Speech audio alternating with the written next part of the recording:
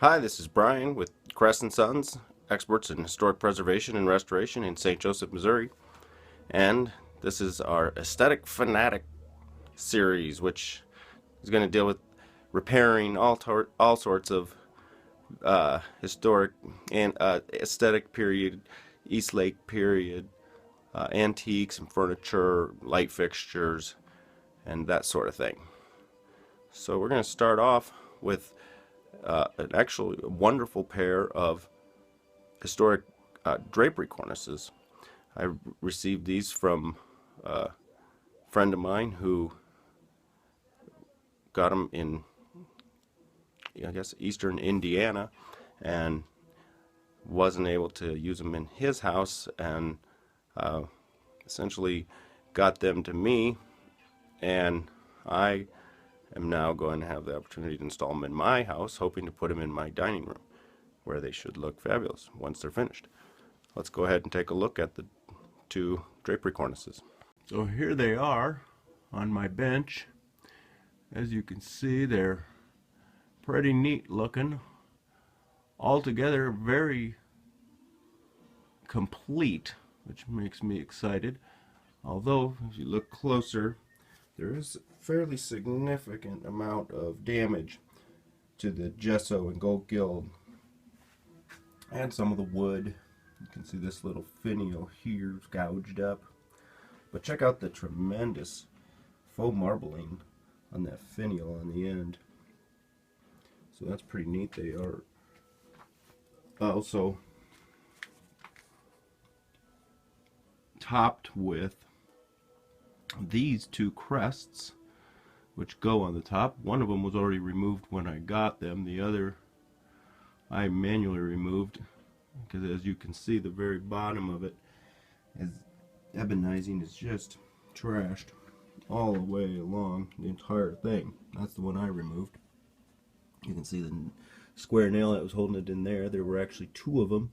I sawed through one with very carefully with a hacksaw, and was able to get my fingers in there enough to pry it open. And I did this side, it was able to pry by itself. You can see it had two nails on that side as well.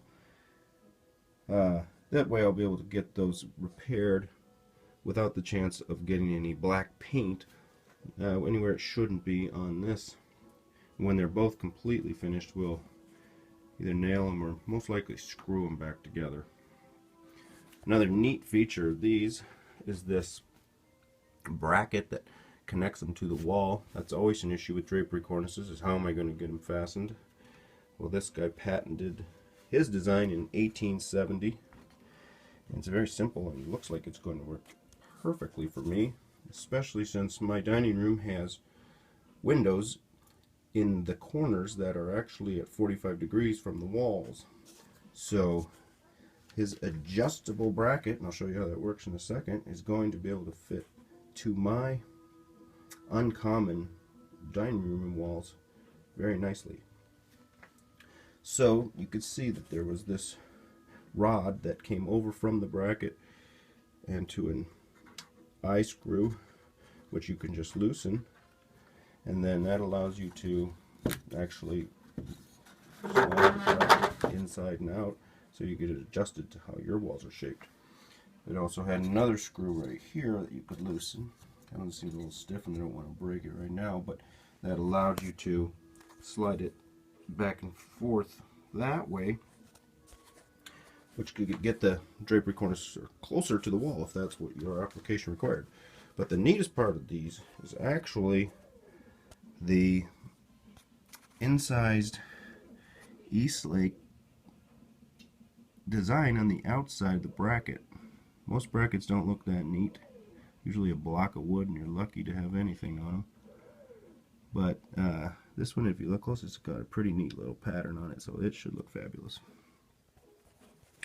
So the restoration is going to include, as I mentioned earlier, repairing the ebonized wood. This wood is actually gessoed prior to being ebonized or faux marbled or whatever they were doing, whatever their treatment was. And that gesso is just very, very delicate over time. It gets whacked with anything, it'll chip. Sometimes the gesso just doesn't want to hold to the wood anymore, and large pieces of it come off like that.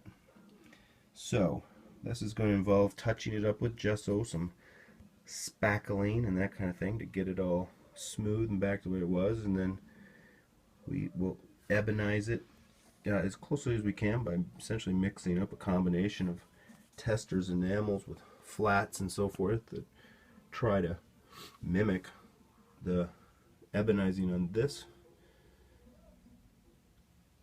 antique. Some of it's shiny sometimes it's dull. It's just a matter of what your piece has as to what it requires for repairing. You can see all along there all that chipped gesso that we're going to have to fix. So it's kind of unfortunate, but look at the beautiful full marbled strip that runs the length of it, as well as the full grained wood back in here. More ebonizing at this level, and then gold gilding on the very top before the crest, and gold gilding along the very bottom here, which you know, that is actually not going to require a lot of touch-up. Mostly just a very delicate soap and water and a brush is going to clean that up to my satisfaction. You don't ever want to fix anything too much, or it just doesn't look right. So there's the two drapery cornices. Very excited to get started. I hope to keep you updated on a step-by-step basis of this project as I work through it. Shouldn't take very long if I give it an hour or two each evening to move along. And then, as an added bonus, we've already purchased some antique drapery valances that will hang inside here. Oh, that's another thing. Let me show you one other thing about these.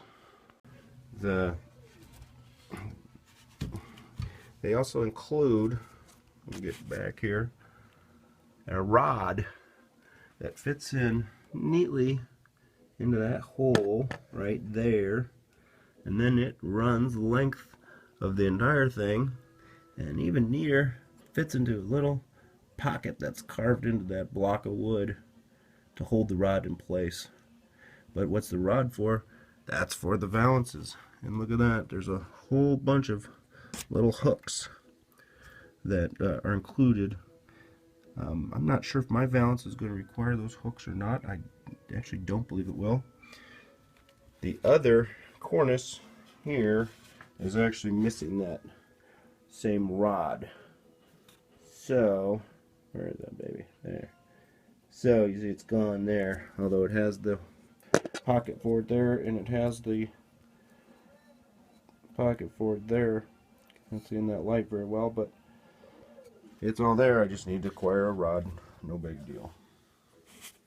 Alright, so this is Brian with the Aesthetic Fanatic.